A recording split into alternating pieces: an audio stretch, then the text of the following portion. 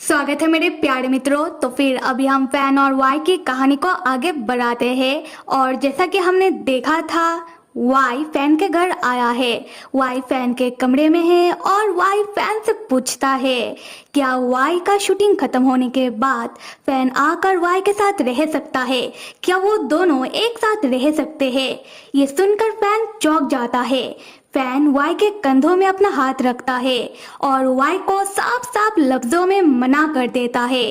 Fan कहता है कि ऐसा नहीं हो सकता। वाई पूछता है कि ऐसा क्यों नहीं हो सकता। फैन वाई को बताता है कि वाई, अगर मैं तुम्हारे साथ आकर रहने लगूंगा तो नान का क्या होगा। हाँ, नान अभी बस एक छोटा 5 साल का बच्चा है। वाई इधर किसी टीवी सीरियल की सौतेली मॉम्स की तरह कहता है कि ओ हाँ, नान भी तो है। अच्छा तो फैन भैया, वैसे मुझे कोई दिक्कत नहीं है, अगर आप चाहो तो नान को भी अपने साथ मेरे घर लेकर आ सकते हो। फैन वाई को समझाने लगता है। फैन कहता है कि वाई, तुम्हें दिक्कत होगा या फिर नहीं, फिलहाल ये जरूरी नहीं है। जरूरी ये है कि नान अभी क्या चाहेगा। और जितना मैं नान को जानता हूँ, नान एक इनसिक्योर छोटा बच्चा है। जब नान की दाइमा मतलब आंट नान को अपने साथ अपने घर लेकर गई, तब देखा ना क्या हुआ। नान जैसे ही बीमार पड़ा वो भागकर खुद के घर चला आया। तो मुझे नहीं लगता कि वाई, नान मेरे साथ आकर तुम्हारे घर तुम्हारे साथ ज्यादा दिन तक रह पाएगा। वाई तब एक कप में अपने लिए पानी लेकर पानी पीता हुआ एटीट्यूड के साथ फैन से पूछता है तो नान एक इनसिक्योर छोटा बच्चा है। हाँ, फैन कहता है कि हाँ, और इन दिनों नान जिस तरीके से मुझसे अलग रहा वैसा कभी भी नहीं हुआ। नान कभी भी मुझसे अलग नहीं रहा और नान मेरे बिना रह ही नहीं सकता। तब वाई बहुत ही गुस्से में फैन को याद दिलाता है। वाई कहता है कि फैन भैया, बचपन में तो मैं भी एक इनसिक्योर बच्चा था। ये सुनकर फैन चौंक जाता है। फैन कहता है कि वाई तब फैन को बीच में रोकता हुआ वाई अपना बचपन का एक इंसिडेंट फैन को बताने लगता है। और यहाँ से हमें फ्लैशबैक दिखाया जाता है जहाँ हम देखते हैं कि छोटे वाई अपने पिताजी के घर में हैं और वाई की सौतेली मॉम अपनी दोनों बेटों का बर्थडे बहुत ही धूमधाम से सेलिब्रेट कर रही थी। और छोटा वाई घर के एक कोने में दूर खड़ा हुआ अपने सौतेले भाइयों का बर्थडे देख रहा था। तब वाई की सौतेली मॉम एक प्लेट में केक लेकर आती है और वाई को देते हुए पूछती है कि क्या वाई केक खाएगा। तब छोटा मासूम वाई कहता है कि हाँ। तब वाई की सौतेली मॉम उस केक को जमीन में फेंक देती है और छोटे वाई से कहती है कि यही तुम्हारा औकात है, अगर केक खाना है तो जमीन से उठाकर खाओ। और सिर्फ इतना ही नहीं, वाई की सौतेली मॉम वाई को ये तक कह देती है कि वाई की मॉम का एक गंदा खून है। और ये सारी बकवास की बातें करने के बाद वाई की सौतेली मॉम चली जाती है। हम छोटे वाई को देखते हैं। छोटा वाई तब जमीन में बैठकर जोर जोर से रोने लगता है और अपने मन ही मन अपने फैन भैया और अपने फैन भैया के मॉम को याद करने लगता है। छोटा वाई रोते हुए मन ही मन कहता है कि फैन भैया, मुझे यहाँ नहीं रहना। फैन भैया, आप कब आओगे और आकर मुझे अपने साथ घर लेकर जाओगे। फैन भैया, आपने कहा था कि आप मेरा बर्थडे हर एक साल एक साथ सेलिब्रेट करोगे।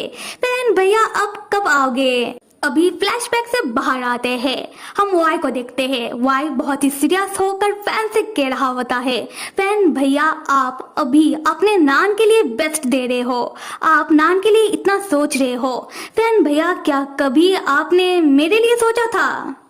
फैन वाई का बात सुनकर फैन को बुरा लगने लगता है। वाई कहता है कि फैन भैया, आपका बेटा नान इनसिक्योर है, तो क्या कभी मैं इनसिक्योर नहीं था। फैन तब वाई का हाथ पकड़ता है और वाई से कहता है कि वाई, मुझे माफ कर दो। वाई, मुझे पता है कि वाई तब फैन को फिर से रोकता हुआ चिल्लाकर फैन से कहता है कि मिस्टर फैन, क्या मैं आपसे कुछ ज्यादा मांग रहा हूँ। मैं तो बस ये चाहता हूँ कि हम दोनों एक साथ रहे और नान आपको छोड़कर नहीं रह सकता। मैं समझ रहा हूँ, इसलिए तो कह रहा हूँ कि आप नान को अपने साथ लेकर मेरे घर चले आओ। क्या ये करना आपके लिए इतना मुश्किल हो रहा है। फैन तब वाई का नजदीक आकर वाई का गाल पकड़ के वाई को शांत करते हुए कहता है कि वाई देखो, हम दोनों एक दूसरे से हर एक रोज मिलते हैं। वाई मुझे समझ नहीं आ रहा कि तुम ऐसा जिद क्यों करे हो कि मैं अपना घर छोड़कर तुम्हारे साथ तुम्हारे घर आकर रहूं और साथ में मैं नान को भी अपने साथ तुम्हारे घर लेकर आओ। वाई देखो, अभी इन सब का वक्त नहीं है। और क्या, यह सुनकर वाई को और गुस्सा आता है। वाई तब फैन का हाथ एक झटके में अपने गाल से हटाता है और फैन से पूछता है, मिस्टर फैन, आप मेरे और अपने बेटे की खुशी में से आप सिर्फ अपने बेटे का खुशी ही देख रहे हो। और ये कहने के बाद वाई गुस्से में फैन के घर से जाने लगता है। फैन तब वाई के पीछे आकर वाई का हाथ पकड़ के वाई को रोकता है। फैन कहता है कि ऐसी बात नहीं है। वाई तब फिर से फैन का हाथ एक झटके में हटाता है और बहुत ही गुस्से में कहता है कि मुझे जाने दो। फिर वाई फिर से जाने लगता है और इस बार फैन वाई का कंधा पकड़ लेता है और वाई को वाई की पूरी नाम से पुकारता है। फैन कहता है कि फू यान, तुम्हें क्या चाहिए? हाँ, तुम खुद को एक छोटे बच्चे के साथ कंपेयर क्यों कर रहे हो? वाई तब फैन की ओर घूमता है और फैन के कंधों को अपने दोनों हाथों से जोर से पकड़ता है और फैन के ऊपर चिल्लाते हुए कहता है, मुझे कुछ भी नहीं चाहिए, मुझे सिर्फ आप चाहिए। मैं ये चाहता हूँ कि आप मेरा फिक्र करो, बिल्कुल उस तरीके से जिस तरीके से आप अपने बेटे का फिक्र करते हो। फैन यहाँ परेशान हो जाता है। फैन कोई जवाब नहीं दे पाता और बस वाई को देखने लगता है और वाई फैन को खामोश देखकर फैन से कहता है कि क्या हुआ? हाँ, क्या आप अपने बेटे से जितना प्यार करते हो उसका आधा प्यार भी आप मुझसे नहीं कर सकते हो? और यहाँ वाई फैन से बार बार कहने लगता है कि लव मी, लाइक मी, मुझसे प्यार करो जितना आप अपने बेटे से करते हो। क्या आप उतना या उसका आधा भी प्यार मुझसे नहीं कर सकते हो? और ये सारी बातें वाई एक गुस्से भरी मुस्कुराहट के साथ फैन से कर रहा होता है और फैन वाई को ऐसा देखकर घबरा जाता है। फैन तब कुछ भी नहीं कह पा रहा था। फैन बस बहुत ही धीमे आवाज में ये कहता है कि वाई। वाई तब फैन से कहता है कि लगता है कि आप नहीं कर पाओगे। हाँ, और आपने तो कहा था कि मैं आपके लिए बहुत ही जरूरी, बहुत ही खास हूँ, और आपने तो ये भी कहा था कि आप अब से मेरे साथ बहुत ही अच्छी तरीके से पेश आओगे। लगता है कि ये सारी बातें बस कहने के लिए था और आपके लिए इन सारी बातों का कोई मायने नहीं है। वाई फैन से कहता है कि आपको बस अपनी बेटी की ही फिक्र है। उसके बाद वाई फैन के घर से बाहर निकल आता है। फैन परेशान होता हुआ वाई को जाता हुआ देखने लगता है। उसके बाद फैन भी वाई के पीछे पीछे अपने दरवाजे तक आता है। फैन देखता है कि वाई बहुत ही गुस्से में अपने गाड़ी के अंदर जाकर बैठ रहा होता है। ये देखकर फैन मन ही मन सोचने लगता है कि वाई जा रहा है और वाई बहुत ही गुस्से में है।